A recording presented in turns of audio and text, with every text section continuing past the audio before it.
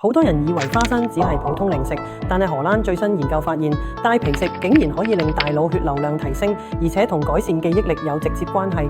你平時食花生係咪習慣先剝皮啊？咁就錯晒啦！你有冇試過明明啱啱講完咗佢，轉個頭就唔記得，或者同人傾偈個名明明思考緊就係講唔出。好多中老年人咧覺得記性差咧係正常老化啦，但係其實咧呢個可能同大腦血液供應唔足有關啦。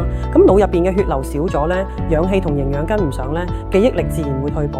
呢個唔係小事，而係可以預防嘅。荷蘭馬斯特里哈特大學做咗個嚴謹實驗，揾咗31位平均67歲嘅健康長者，每日食60克帶皮烘烤花生，連續16個禮拜，結果用磁共振影像技術一驗，全腦血流量咧平均提升咗3.6%，其中前額葉升6.6%，眶葉升4.9%。呢兩個位置咧，啱啱就係控制語言同記憶嘅腦區，而且佢哋嘅測試入邊平均多記得1.4個詞咧，呢個係有統計學意義嘅。點解帶皮咁重要？因為花生皮入邊有精氨酸同白藜蘆醇，一個幫血管放鬆，一個抗氧化保護血管內壁，兩樣加埋先有咁嘅效果。去咗皮嘅花生抗氧化能力少足3倍，仲有個意外發現咧，食咗花生嘅人咧係收縮壓咧平均跌咗5度，即係話咧護腦之餘咧仲護埋心血管咧。你可以試下每日食一把帶皮無鹽嘅烘烤花生，大概60克，即係一個手心咁多。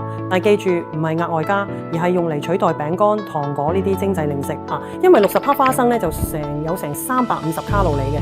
咁如果淨係加落去咧，體重同血糖都會超標嘅。咁如果你本身咧係食緊降壓藥咧，就更加要留意自己血壓，因為花生咧可能會令到藥效加強咧，導致個血壓過低啦。最好每日固定時間食咧，配埋均衡飲食咧，效果會更加明顯嘅。帶皮食花生唔單止護腦，仲護心。